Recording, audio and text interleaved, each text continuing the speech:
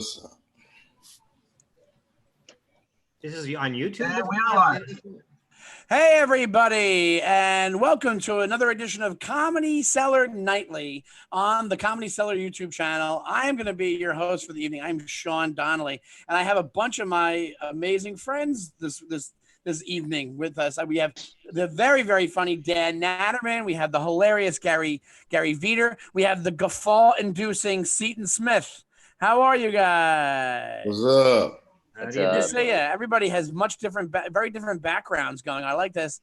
Dan is in some get a background, man. I'm fucking jealous of Dan. He's fucking always strong with his background. Dan's in a Vanilla Sky lucid dream type situation or something.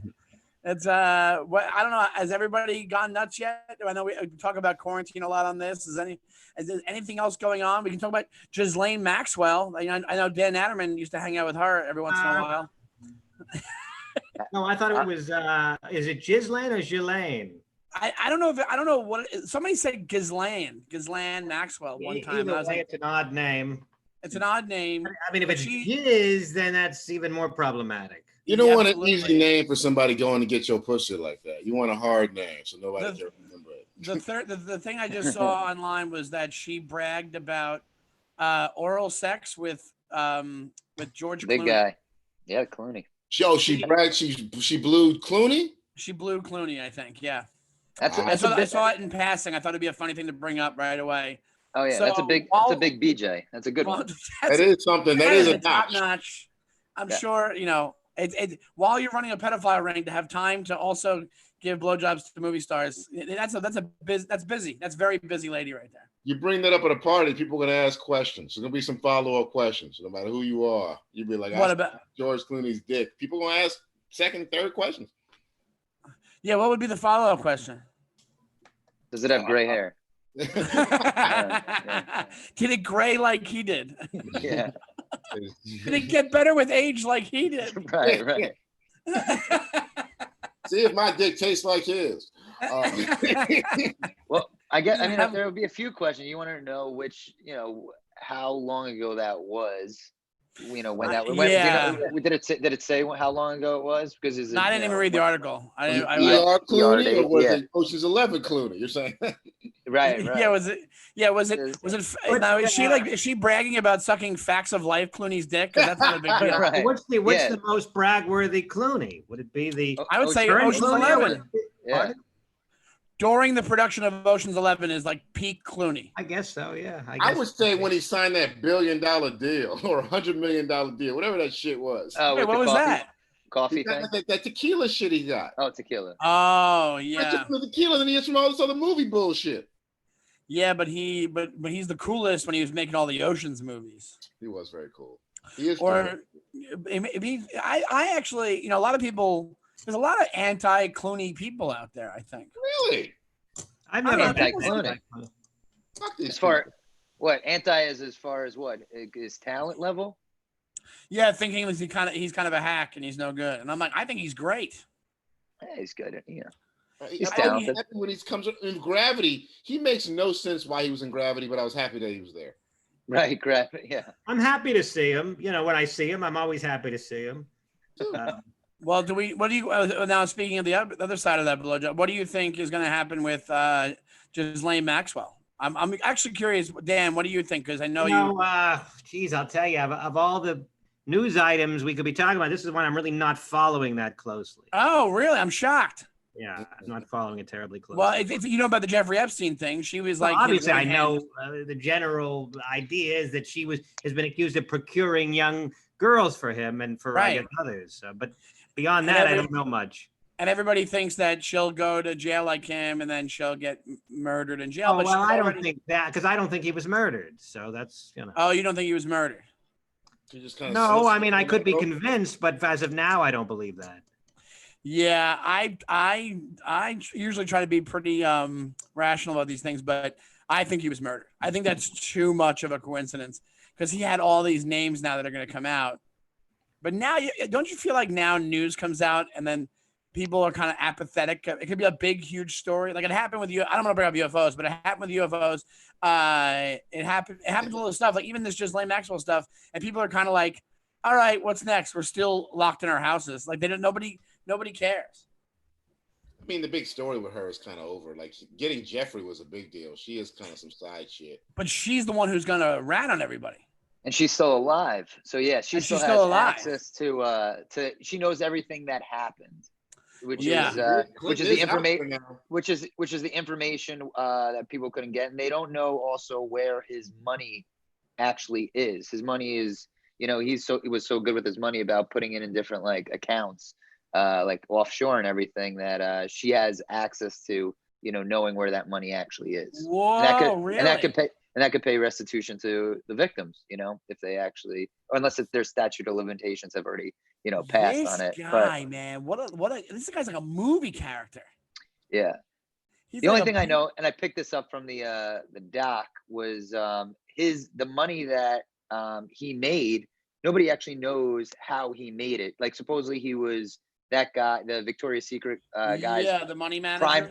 Money manager. But he had no real qualifications to become his, power of attorney to tell him where to place all of his money. But yet he had that role, and he had, about like $500 million, I think, when he died, apparently, Epstein. Wow. And then, yeah, so they don't actually know how he got that wealthy. Well, they have in the documentary, they allude to the fact that he had a relationship with that guy, like a sexual relationship with that guy. And so he is one of those people that's just like a psychopath, and just, he kind of malleable to anything that can get him ahead.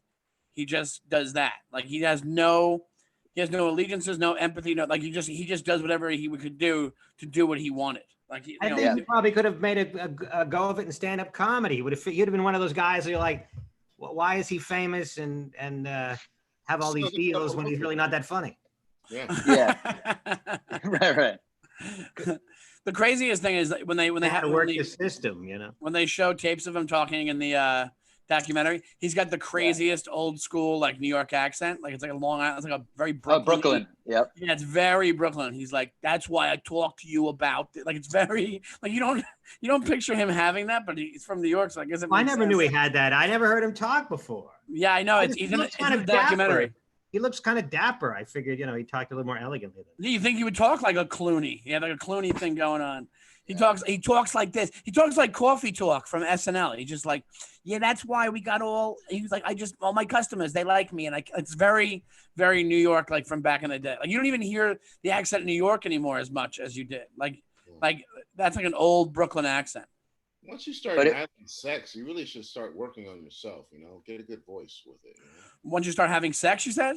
Once you start having sex, like once you build a sex island, it feels like you got to grow into the role of a man who owns a sex island. You just can't be the old motherfucker. Yeah.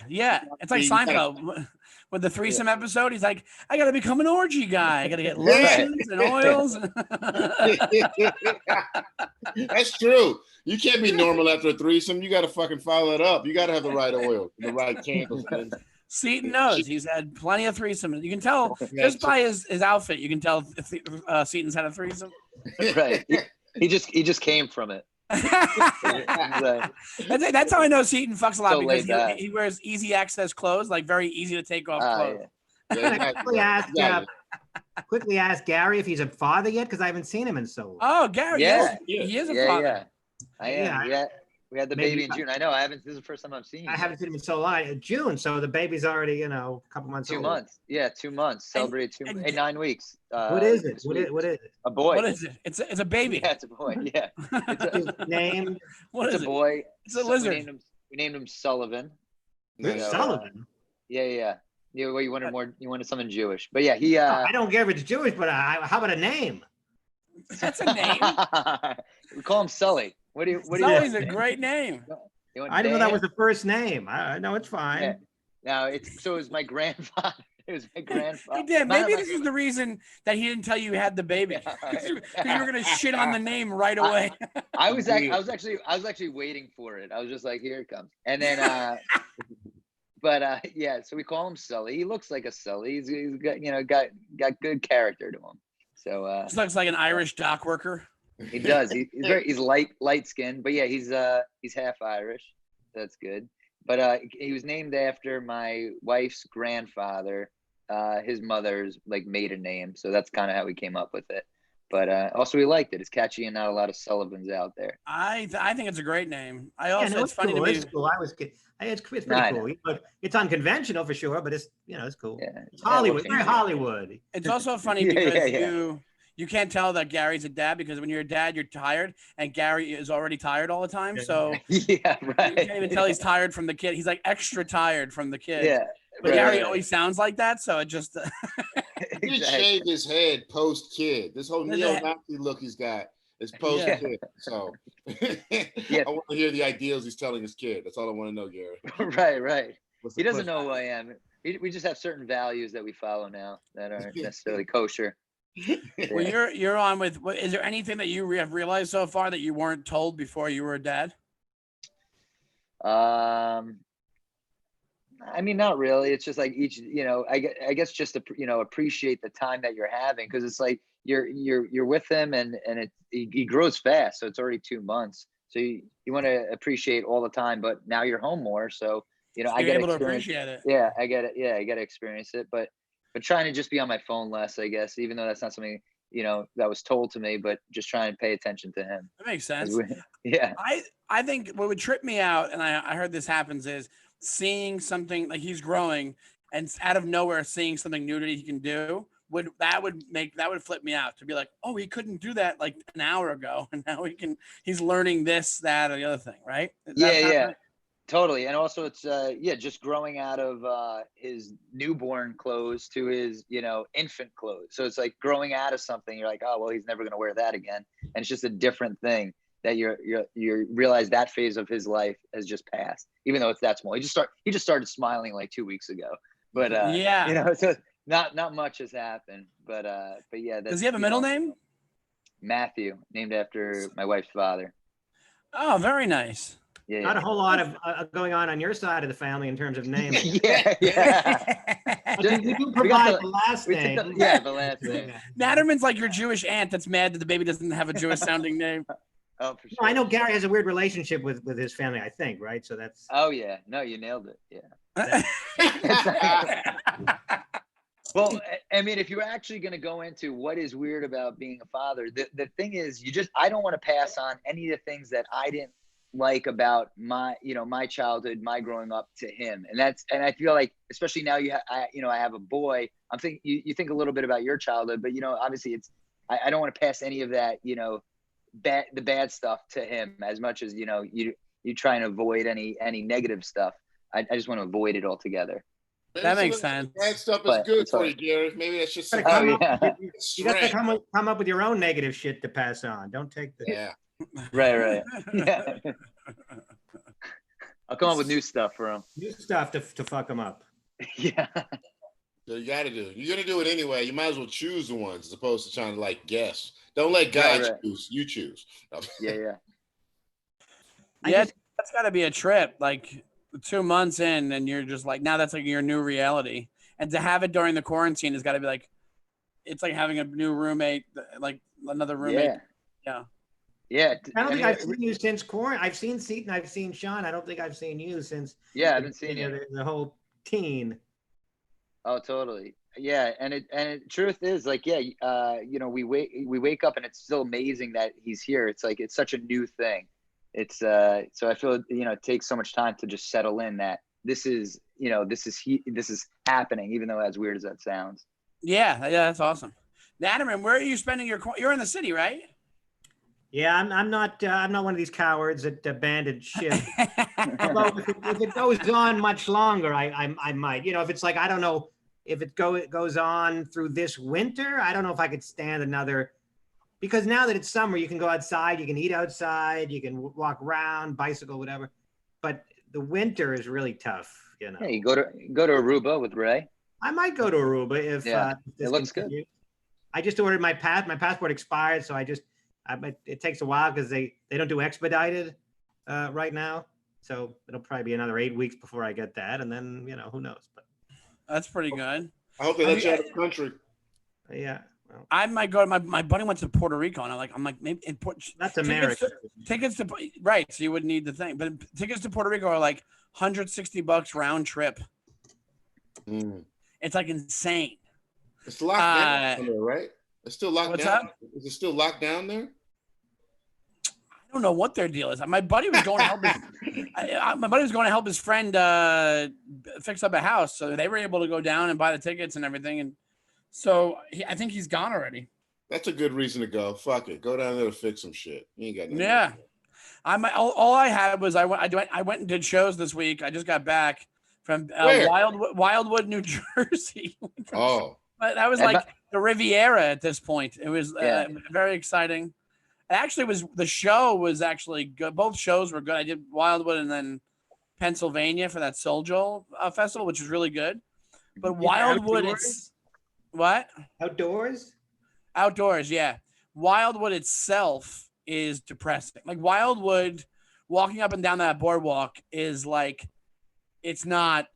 I'm too old for it. Like you feel like they're like a creep, or or you're just watching a mom yell at her kids. Like it's like these are like 15-year-old girls, or just like a mom that won't buy her kids ice cream. It's just like that's all it is over and over again. So it just like I was so excited to go too, because I don't know, I'm not going on any vacation this year, so I was like, oh, I'll be by the beach, it'll be great. And then me and Andy Fiore get down there and we're like, dude, this is like rock bottom as far as places go. That's where I did my prom after party. We did that's what it should be. Yeah, that's what it should be. Is it more depressing than Atlantic City? Yeah, that was my question. Is Atlantic City depressing? No, but I haven't been to Atlantic City during the quarantine either. Oh. I don't know what Atlantic City was already like it was in quarantine. Yeah, that's a fact. Without business, that shit seems like a wetland. But I don't know. But Atlantic City, at least like you'd be in the casino and you'd have like this. Wildwood was like, even the beach looks depressing at Wildwood. Like it's really far from the boardwalk.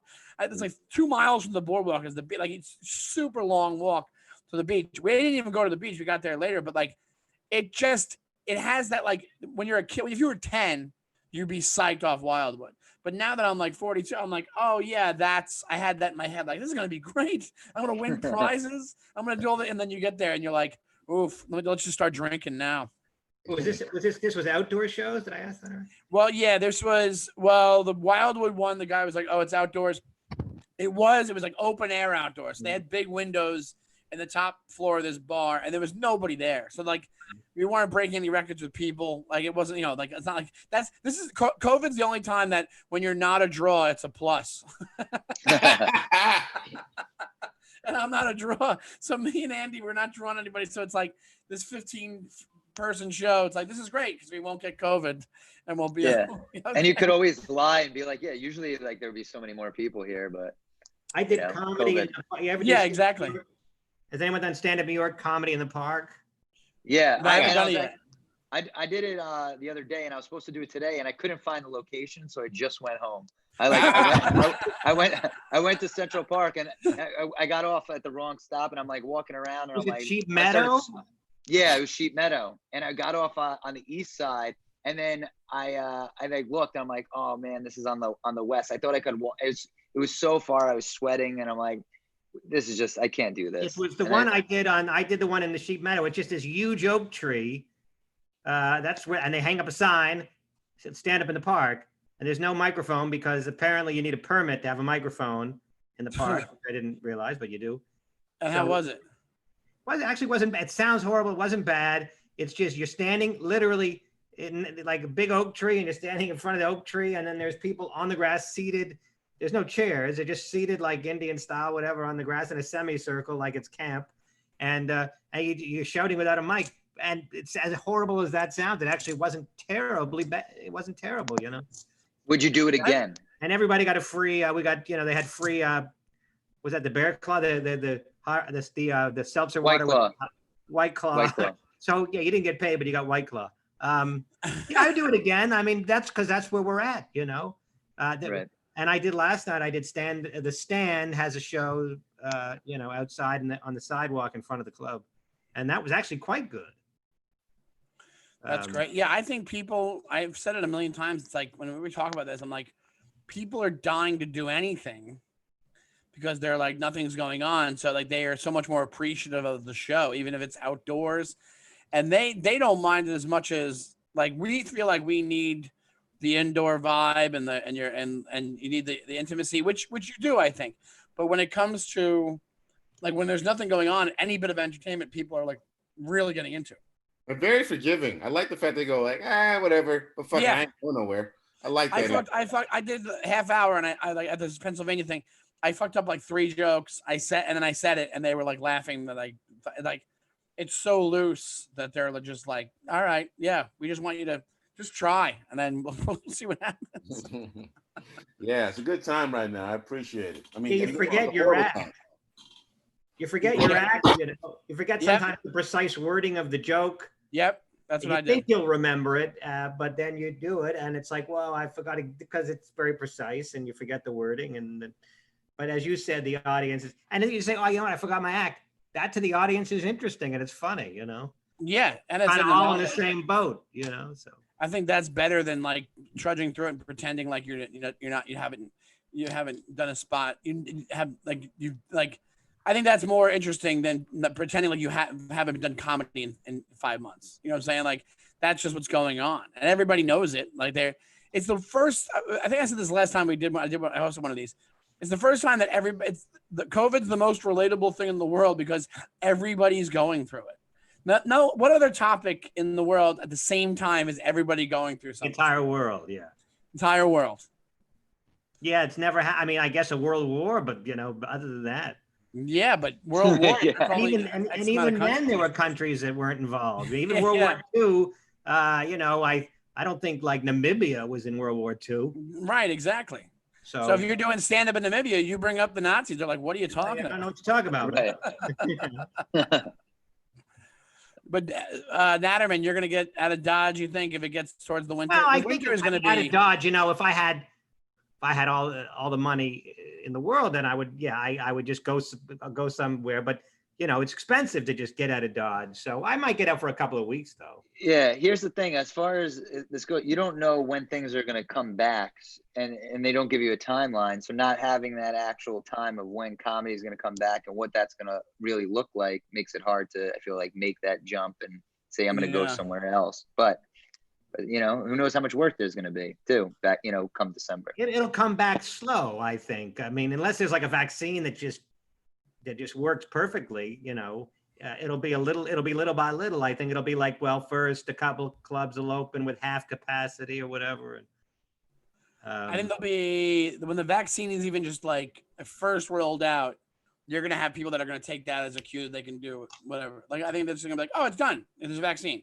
Even if they don't have it, even if they don't, Could be. Yeah, it's going to be like.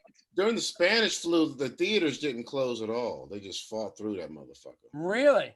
Yeah. But in those days, people were just used to dying, you know. Not in a sense, you know, I mean, I'm joking, but not really. I think people in those days were like, yeah, people die, you know, and like it used to be that like if you had 5 kids, 3 of them would be dead.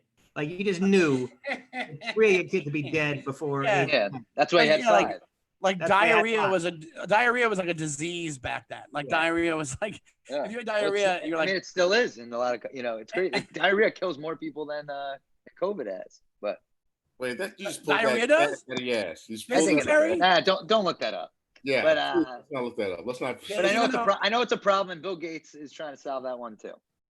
Bill Gates is Bill Gates, yeah. Put microchips in us all, everything will be better. Well, that's another thing that's going on now.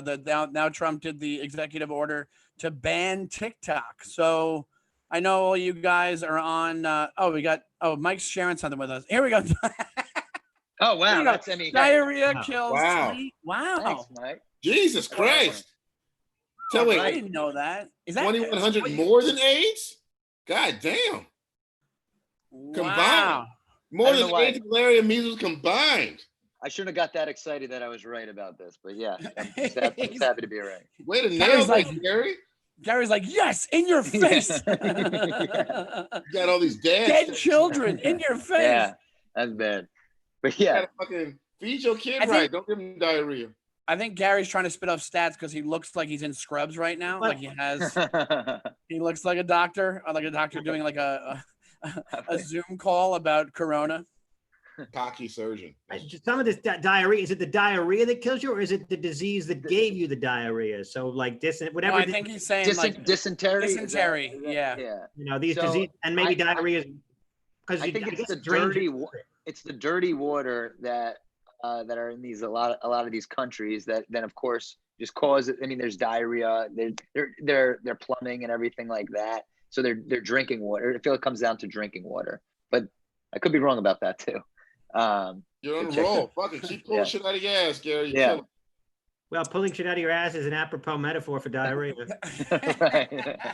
Just don't die of it. Don't pull too much and then die of it. Yeah, I didn't know there was that many kids dying of it. Yeah, I guess they say more than AIDS and more than malaria combined. That's great. Wow, that's crazy. That's just you're right. That's why water, I guess, is such a big issue, like clean water. Damn. Now it really puts the TikTok ban in perspective, doesn't it?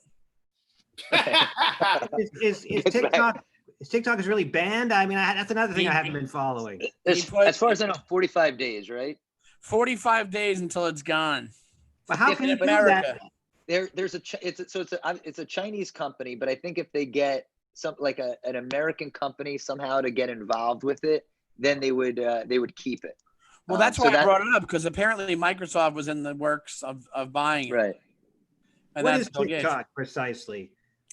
It's like okay, so remember Vine? Do you remember Vine? Yeah, I remember Vine. Yeah. So it's like these little vignettes, little video things, and it's a hugely popular app. Like apparently worldwide, 600 million people are on it. Like it's insane amount of people on this thing. And how is it different? How is it different from what? How is it different than Instagram? People can post videos on Instagram. It's all videos. It's all videos, and there's certain lengths, and then you're just scrolling through. Like there's no you don't go to somebody's. Actually, you can go to somebody's account, but you're just scrolling. Most people are scrolling through like a feed, which I guess Instagram has too. But I don't know. It's just I guess the way that they. It's also really popular with like young. It's actually kind of creepy a little bit because a lot of it's like young girls doing dances. So while you're looking at it, you're like, oh, she's kind of cute. And then you at closer inspection, you're like, oh my God, I'm a maniac. I'm a monster. But like, it's like stuff like that. And then there'll be weird things where people like doing lip syncing videos. Like one girl did, I was talking to a couple comics about this. Like some girl did a lip sync of one of Vecchione's bits because she was with her. It was Tommy Lee's wife from Motley Crue, like used one of Vecchione's bits and didn't, and on the bottom it says what track it is, like but nobody looks at that. So I just wrote a comment and I'm like, you should credit the comic. That's Mike Vecchione. And then and then she didn't write anything back because she has like, whatever it is, like 10 million followers, whatever it is. But then people are giving me shit for saying that. People are like, dude, it says it on the bottom. Like nobody's looking at that. You need to like give credit to a stand-up. Like you shouldn't be able to use the stand-up's audio and he has less followers than you. You know what I'm saying? Help him out. Tommy Lee's wife. Tommy Lee's wife was lip syncing, or Tommy Lee's daughter? Tommy Lee's wife was lip syncing. She's like this social media star. Okay. And she was lip syncing the bit about when you're married, it was one dumb one and one smart, whatever. And she's going back and forth, and she's doing like a video with her talking, doing the bit, but she didn't give him any credit like in the description. I was like, that's not right. Like you have 1 million followers. Help this guy out and fucking hook him up. But TikTok makes it very easy to sync audio. So that's another thing. So that's a different thing than Instagram, I guess. And people use that so for dancing and then for singing, so they could do dance moves and then also like sing along with the song as well, but do it very in sync with the beat. And they could do it in like a short clip too. So a 12-second clip could be perfectly in sync. And I guess on Instagram, it's a little bit more difficult. But Instagram did just start a new thing called, I think it's Reels or something. So they have a similar, now it's a similar app to TikTok that's on Instagram. You might see it in your feed now, but it's like, I feel like they just came out with it over the last week. But more people are doing dancing videos now on Instagram, but just this on this specific section for Instagram. Oh, so maybe that'll take over. Yeah. All I know is that it makes me feel 1,000 years old. Like I'm on it, and I'll post stand-up videos on it. Like you're on it too, right, Gary? Yeah.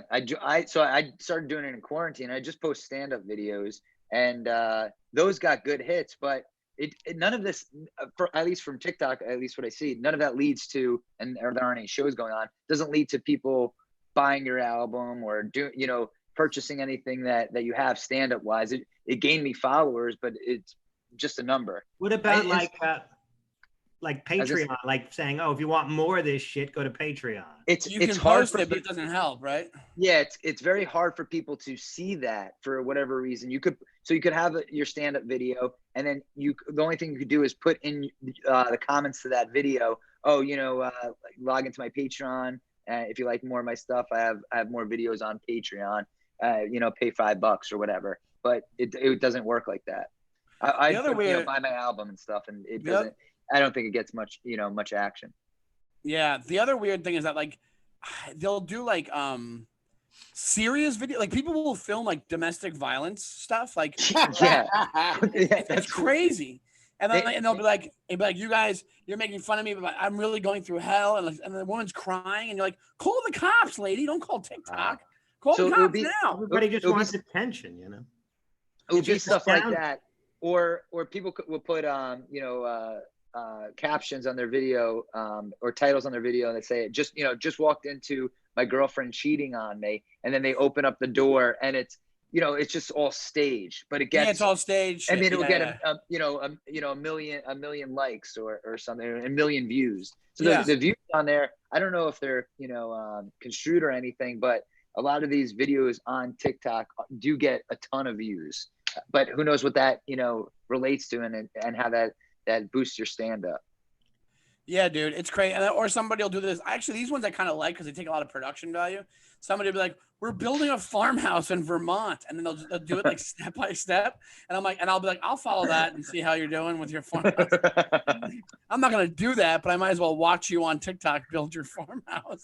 And they'll be like, oh, we found it. Like one of the videos was we found a vault in our basement. We didn't know it was there. And we're working with a locksmith to try to open it up to see what's inside the vault. Right. And they're like for part 2 to see what's in the vault. And then they never get to the vault. Like, it's like annoying. Nice. That's a nice trick. I'm going to use that. Like, if you want to see the punchline of this joke. That's what it's like, dude. And people do it. I don't know. It's kind of like tricking people into liking stuff. I was gonna say, as far as Trump banning it, his whole thing is just to be against China in every which way possible. Yeah. But it's also to distract people, or so it seems, from everything else that's going on. It's just another curveball, it seems, to just get everybody forget the stimulus package isn't working. Forget that he doesn't encourage masks. Now it's TikTok as just another thing to throw out there. Yeah, exactly. Gary, you take over as host for 1 second. I'll be right back, guys. 2 seconds. Oh boy, that's scary. Hey, Gary, set the tempo. Wow. Okay. So God damn, anyway, Sean. I can't believe Sean left to take a shit. But remember when you left the stage to take a shit? We did the fat I did, but I was almost at the end of my set. Where'd you do that? Fat Black? At the Fat Black, I was toward the end of my set, and I'm like, okay, gotta go. And I ran off stage, and I said to Seaton, who was outside. I was outside, fucking around, not even. I was like, Seaton, get back on stage. Yeah. And then I ran downstairs, to the bathroom at the Village Underground, where that guy, what's his name, Ali, the bathroom attendant. Mm-hmm. And I just ran in there, did my thing, and then I walked out, and Ali, he didn't look at me. we both kind of was very awkward, but yeah, Yeah, you were the second person to walk off stage for me to go take. I was gonna ask, is that the only time you ever had somebody walk off stage, or have you guys ever walked off stage early before because whether a crowd was bad in a show that you're performing? I have. Well, years and years ago, I was basically booed off the stage. Like I was supposed to do 45 minutes long before I had 45 minutes, but you always overestimate how much time you can do. Yeah. And I was just running on utter fumes, and the jokes that I did have weren't doing well.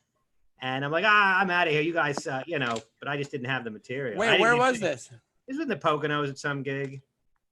Poconos can be brutal. It was brutal anyway, but I didn't. I just said, oh yeah, I can do 45, and I could not come close to it.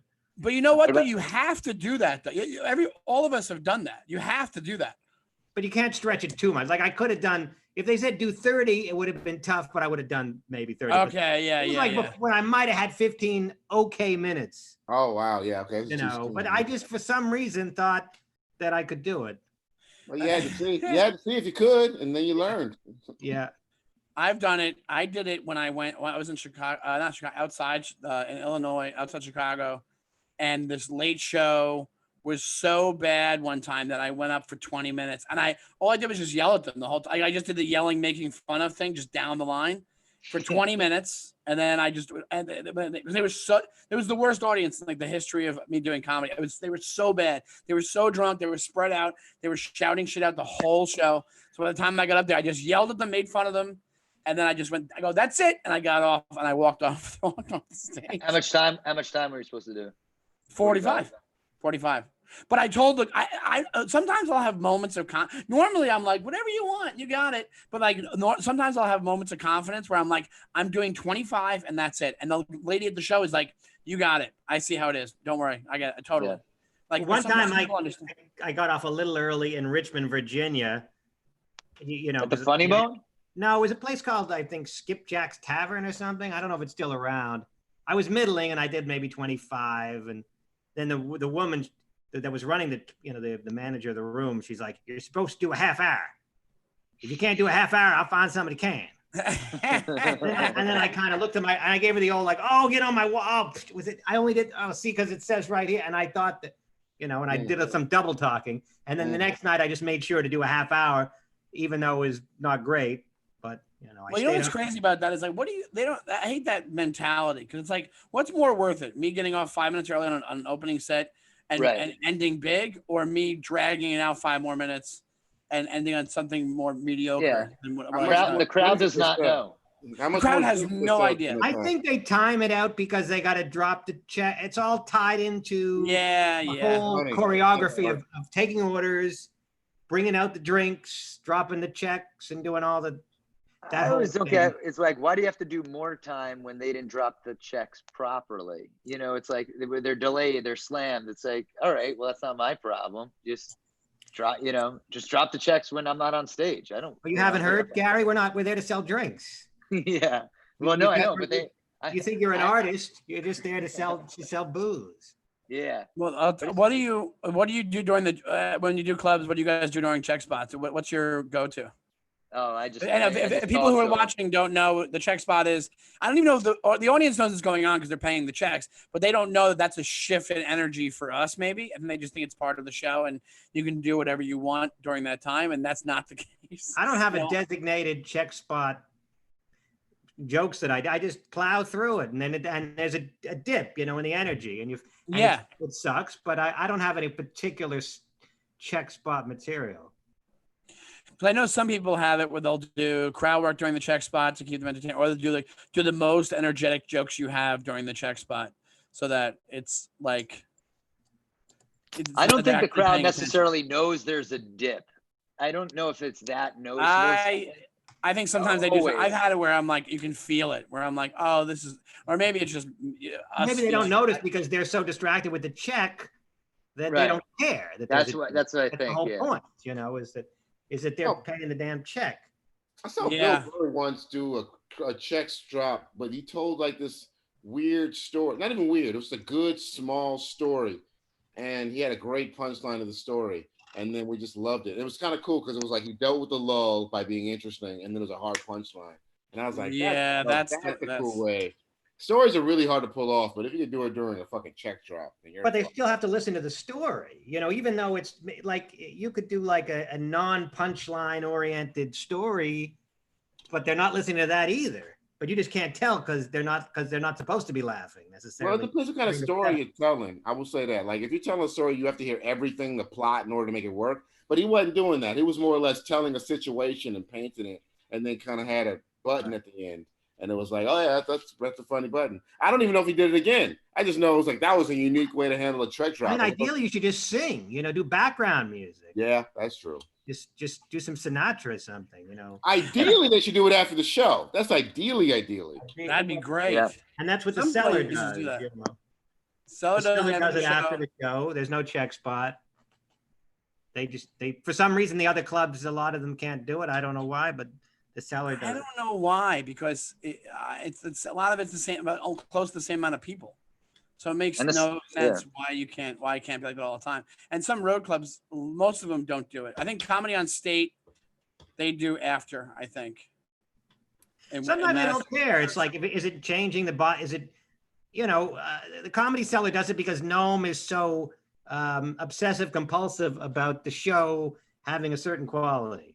And he gets all agitated if the lights, he came in screaming because the lights were too bright because they were doing the Comedy Cellar Comedy Central show. They were doing like a pilot episode or something. Yeah. These lights are bright. You can't be, it's not the same energy. So that should have been on the show. Noam just cares more about, he's more of a stickler, I think. So that he knows that a checkbox. Yeah, of course it is. And that's one of several reasons that the Comedy Cellar is what it is. It's not the only reason, but it's one of several. Well, that's the thing is, you could walk into so many clubs and you could be like, well, if you move those tables a little bit closer to the stage, it would change everything. And they don't do it. Yeah, maybe you don't allow a party of 20 to all sit together. Unfortunately, you got to break them up, or just don't allow that reservation altogether, because in the end, that's going to affect the entire show. But they don't care. These other places, a lot of them don't care. The Fat Black Pussycat, which is again for those who are not. Who've never been to the Cellar, it's one of the 3 rooms. It's a little lounge upstairs at a bar, but it's a little lounge here. But anyway, so he's been fiddling with that all year, trying to make it as good as the other room, and he never really got it. I mean, they like towards the end, though, it was close. I found it. They put tables there. That was a big change. Couches. So the thought is that when people sit on couches, they get lazy and they don't laugh because they're watching TV. Yeah. So he put tables in it, but I didn't find it that much better, to be honest. I found it much better. I mean, as far as I didn't think it was equal to the other 2 rooms, but it was definitely at least twice as good as it was before. Just that little bounce of the sound. That bounce of sound will go a lot farther. We're really in the weeds of this motherfucking conversation. Nobody outside of our lives could actually understand. Now that people have so much more information about like little things about comedy, like when I think once Crashing with the show was on, people thought they're like, I'm in the know now. Like I'd be hosting at the Lantern, and then the Underground, and there would be I'd give somebody the light, and then one time this girl goes, "That's the light." She was like telling me because she saw an episode of Crashing. I know what that is. That's the light. I'm like, yes, that's the light. There you go. You forget, you show business. You forget certain words that people don't use, like spot. You're like, oh, I want to do a spot, which means do a performance. Yeah, but not everybody knows that. No, even and people second nature to us. Yeah, because I've said that to people before that I just met. I've been like, oh, I have 2 spots tonight. They're like, what? What are you talking about?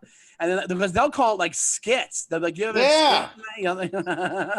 Sketch or skit or your sketch. What the fuck? How many shows do you have? Like that works fine. How many shows do you have? But sketch even a set, the word set, which is universal in show business because musicians use it too.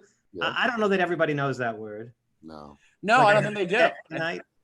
They also don't get, if you do say I have 2 shows, they don't even understand how that's even possible. It's like, how does the time work? Well, it's like, because I'm just doing, you ever do this? You ever tell a person that doesn't do comedy how many nights a week you do it? And they go, yeah. You're like a psychopath. Like, you got a problem. You have anything else? Yeah, like really. So you just have no life. Is that what you're trying to tell me? Because I'll be like, if you tell people 6 or 7 nights, even 5 or 6 or 7 nights, they'll go, what? Really? Like they think, I think they think like you're just doing it like once a week or something. I don't know what they think. Yeah. But that's what also has made this time so difficult, because this is what we're doing 7 days, 6 days a week constantly, or, just being in the rhythm of it. And now you're not having that. So it's, we're chain, smokers in a way but with spots. And that's tough. Yeah. And I'll tell you, I welcomed the first month of it, of the break. I actually was glad to have it. And then I got to the point where I was like, all right, that's enough of that. And then from doing doing the shows that I've done and they're good, I'm like, oh, now I want to go back. I want to go back full time. Are you ready? I'm still not ready. I need like 2 more months, then I'll be ready to work. Really? I just think it's, now things are so sparse that it's, you do the show in, Central Park, but then, the next one's not for a few days. It's just not, it's not the fulfillment that you want. Yeah. It's not productive. And then you feel like you're just doing I haven't done enough yet, but you want to do something different. You want to improve. And then it makes it a little bit, more difficult to do that. You can't write no new jokes when you're only doing one set every 3 weeks. Yeah, I learned that shit. I did that shit at Che's show. I opened up with like 2 or 3 new jokes, and I was like, "Oh, this is a big mistake." And I immediately went back into the old shit, and I felt myself, and I was like, "Oh yeah, I'm funny. I just need time to get to that other shit." That's another age. That's an age-old thing is where to put new jokes within the set. Right, but all the new stuff is like, it's mostly, I mean, at least for me, like some Corona related, but it's hard because you haven't told that to anybody, and it's still hard to remember your actual jokes. Yeah, so, like Dan was saying, I forgot a lot of the wording of stuff I used to say all the time. Me too. I was in the middle of jokes. Definitely, I'll pause, and the comedians will laugh because they don't know what the fuck. They know I forgot. The crowd doesn't know, but the comedians know. Comedians know when you forgot your joke, and it's fun. It's fun to watch a motherfucker fail. Have you guys? What about this? Do you guys watch? You be as honest as possible. Do you watch specials? Do you find the more you do comedy or over the years that you don't watch our specials as much as you used to? I haven't watched special in like 5 years. Yeah, I watched. I never do, but I watched the last Chappelle one because it was so talked about. And because I was doing a podcast where we were going to talk about it. So I had, for my research, I had to watch it. The one that he did about George Floyd. Right. Now, I'm going to be unpopular in this. That wasn't a comedy. That was a really good speech. That's what I thought it was. I thought it was a really good point. The guy is brilliant. I think Chappelle is brilliant. But to be like, that's a special, like, I think that's just more of a marketing thing than anything else. Like, even he in the thing mentions that he's like, I've never said this before, so whatever. Right. So that counts as a speech. Like, I don't think we should be dicks and be like, have you seen the new special? Or whatever you want to call it. That whatever you want to call it. I saw it. And it had a couple of punchlines in it. There was a one or two. No, totally. But it was like they weren't worked out. Not that it has to be, but I'm not saying like, or I don't know if you're gonna call it something. I don't know, man. I just think that it was like I thought it was really great. His takes on things are really, really, really brilliant to me. But I was like, oh, it's not. I thought there'd be more jokes in it. I thought he had a bunch of jokes written down. But it was right after it happened. Like it was right after it happened. He never said any of it. But yeah, I agree. It wouldn't be considered necessarily a special. But yeah, he just released it, and people watched it. Yeah. It wasn't like it was sold or anything. It was just he just put it on YouTube, right? There needs to be a world for this. What he's doing though, because y'all remember see Tina Taro's that album she did when she first got cancer. You ever heard that shit? I never. I didn't listen. Yeah, I remember. I never saw it, but I knew. I wish they made a special of it. That was like, I'm so happy that was recorded at that moment. It doesn't be recorded now. I don't want to hear her take now. That moment, just discovering cancer, getting on stage, that shit. Thank God somebody recorded that shit. And that's the one thing Louis promote that, and then she kind of blew up from that. It took Tig to another level, I guess. Yeah. And then after that, Tig and Louis, it didn't quite go as smoothly in later years. No. I think he sold it on his website, if I remember correctly. Yeah, it was. He gave her a huge boost. Yeah.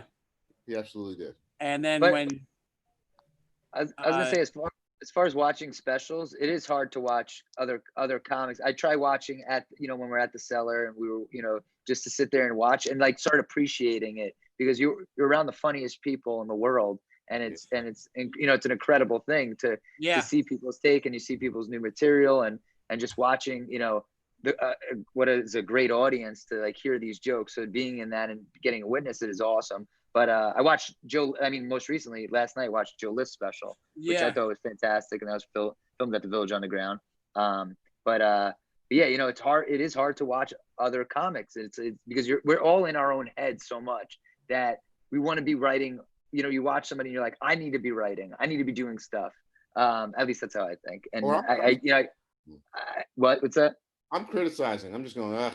That's But all. no, I'm getting that shit, and I'm like, I gotta stop doing this. It's not healthy. For me. I try to put your blinders on, watch and try to enjoy it. But I know what you're saying. It's very easy to get to that point where you're like, ah. But I want to get away from that if I can. Me too. Yeah, same. I saw Hannibal special. I'll say that on YouTube, because I'm rooting for YouTube specials now. I'm rooting for like motherfuckers in the whole world. I'll tell you, I'll be honest. Like, I think that Joe, we should plug Joe's special. It's called "I Hate Myself." It's on YouTube. It's awesome. It's terrific. I opened up for it. Joe's one of the best, so it's super, super funny. But I'm rooting for YouTube stuff too. The only thing is, I wish that you got paid as much for on YouTube as he would have if it was on TV. But whatever, that's whatever. But way more people are going to see it because that's what it's becoming. Like, I think it's flipped. Like, it used to be where the TV was holding on to that, like, hey, still more people will view this. But when it comes to stand-up specials, with the way that the Comedy Central, where they were putting them and stuff like that, and they weren't really re-airing them a bunch. No, so people over, yeah. It cuts down on who can see your special. So you put it on YouTube and you have, the Comedy Central YouTube behind it, and it's good production value. You have word of mouth. Way more people see it. What is the revenue? How do you get revenue? To put ads in the thing?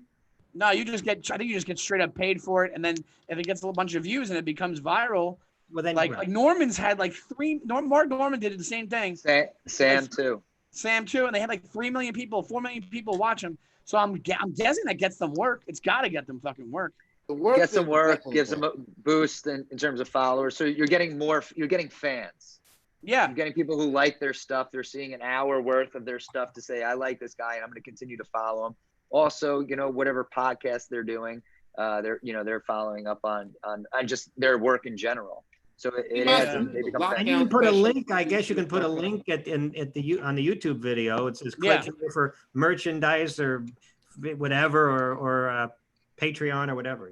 I think they want to build their social media. Like, the bigger that gets, the more. Absolutely.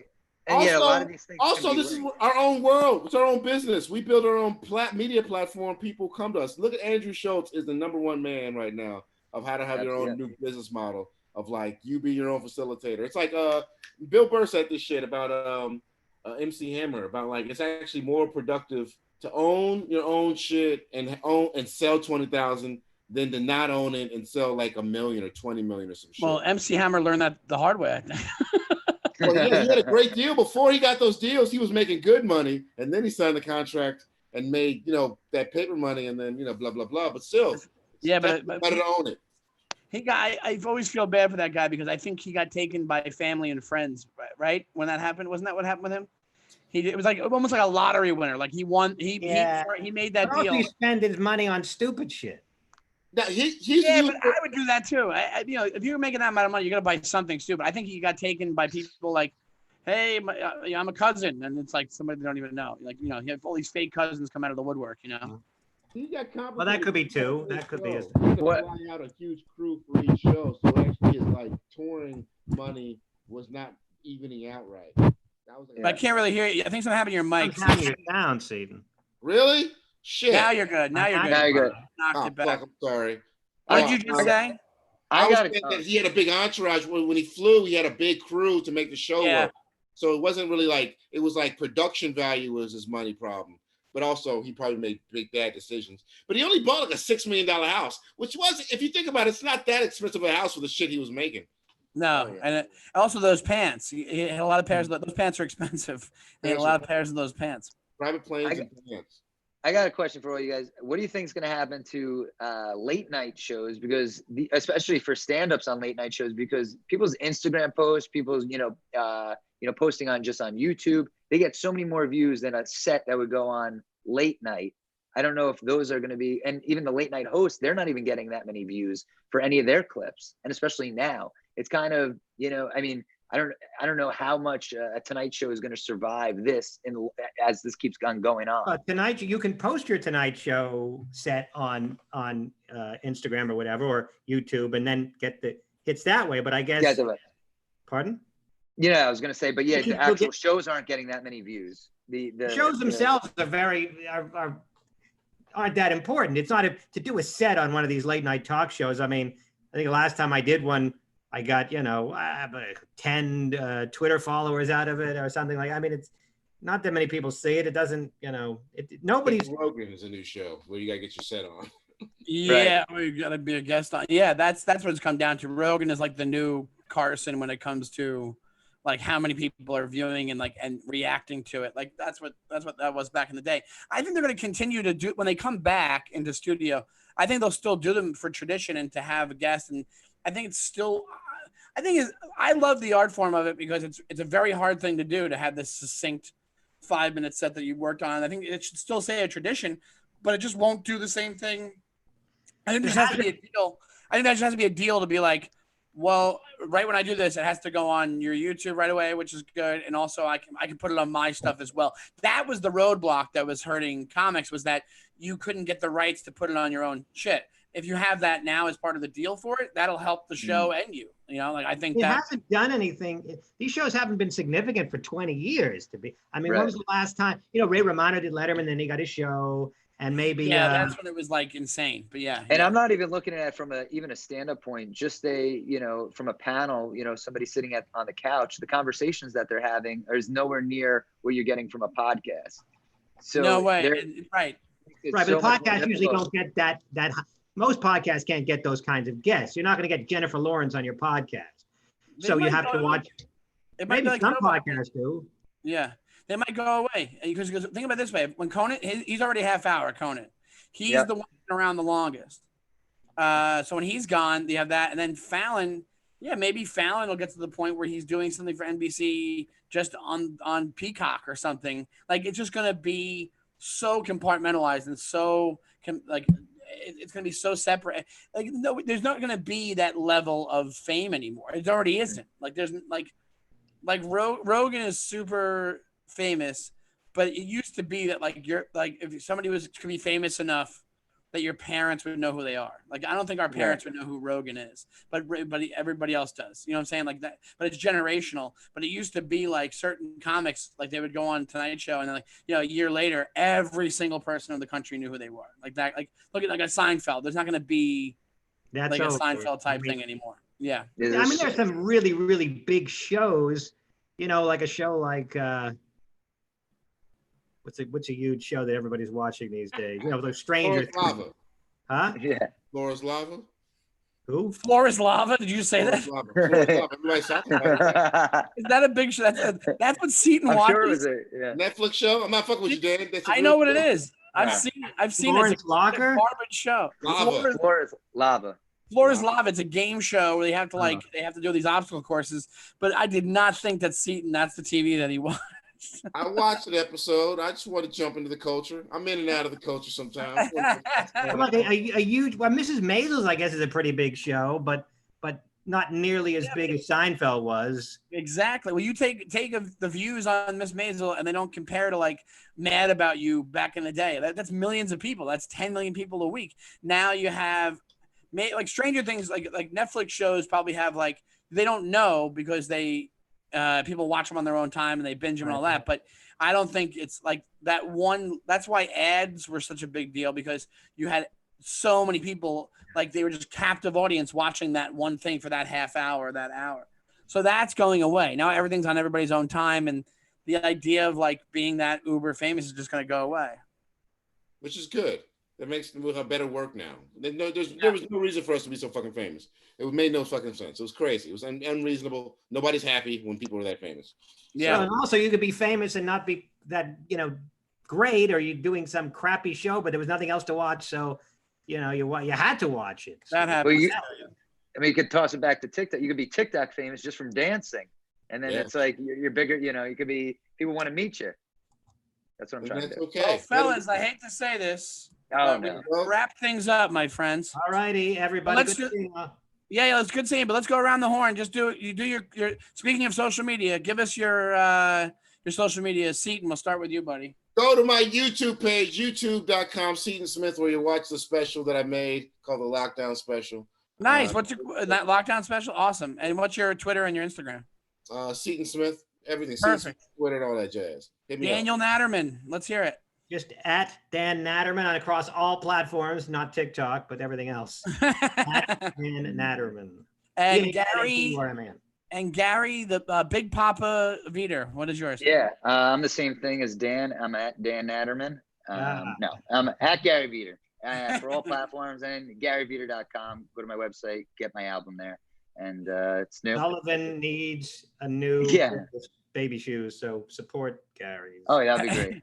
And I am at Shawnee Time on Instagram and Twitter. And you can check out, I have a podcast called the DYM Podcast that I do every week. So check that out, please. Guys, this was fun, man. It was great to see you guys. And I hope to see you in person soon. Let's all meet up and we'll do a TikTok dance together. It'll be exciting. Okay. See you at the TikTok. All right. See you guys later. Bye, everybody. Thanks for watching. Thank you.